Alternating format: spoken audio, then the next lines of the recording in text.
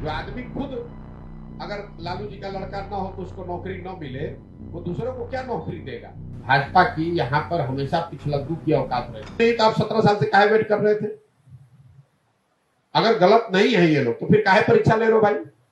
फिर क्यों नया नियमावली लाए? ये तो देखिए, चुनाव से पहले आरजेडी ने घोषणा कर दी कि हम शिक्षकों का सब चीज मान लेंगे।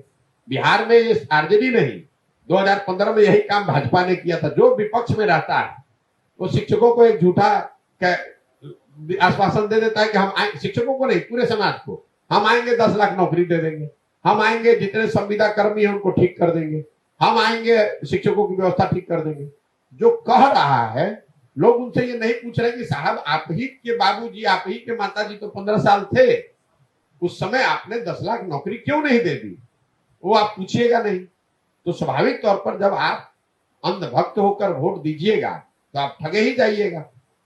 अगर आप अंधभक्त होकर प्रशांत किशोर से भी जुड़िएगा, बहुत लोग हमको कहता है कि आप तेजस्वी के 10 लाख नौकरी की बात कर रहे हैं, मोदी की बात नहीं कर रहे, हम तो दोनों की बात कर रहे हैं, हम अपनी भी बात कर रहे हैं कि अगर मैं भी आपको कह रहा हूं कि आकर यहां नौकरी दे दूंगा, तो जब तक मैं उसका कोई कार्यक्रम ना दूं कि नौकरी कैसे दूंगा, तो मैं भी आपको ठगूंगा। तो यहां लोगों को तो पूछना ही नहीं है।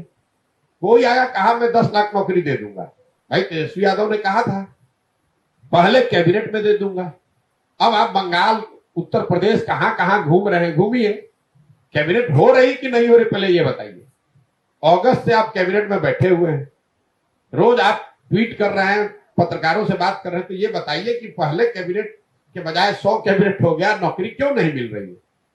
नहीं मिल रही तो कम से कम मांगो माफी कि भाई हमने झूठा तुमको बोला था, आश्वासन दिया था वोट लेने के लिए। ये तो सब जानते हैं कि जीवन उनका बीत जाएगा, 10 लाख नौकरी वो नहीं दे सकते।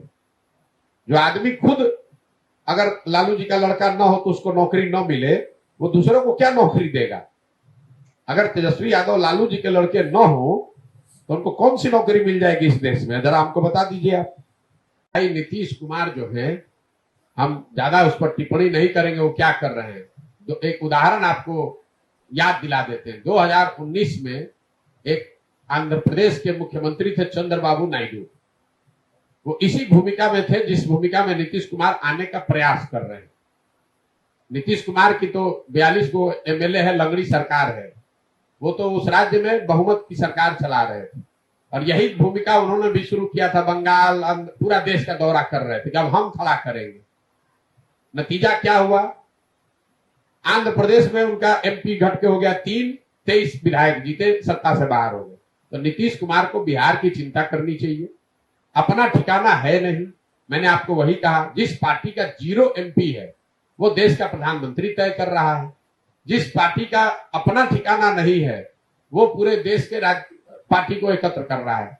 नीतीश कुमार जी कल परसों गए थे कलकत्ता में ममता बनर्जी के साथ, आप लोग बड़ा खबर रिपोर्ट कर रहे हैं, तो आप लोगों को पूछना ये चाहिए था कि क्या समझौता हो गया? क्या ममता बनर्जी कांग्रेस को सीट कंसीड करने के लिए तैयार हो गई कि ममता बनर्जी लालू नीतीश के पार्टी को बंगाल में चुनाव लड़ाएंगी, या लालू नीतीश ये कहने को तैयार है कि भाई टीएमसी बिहार में आकर 1 सीट भी देंगे? वो हमसे ज्यादा जानते हैं ममता बनर्जी को नीतीश कुमार।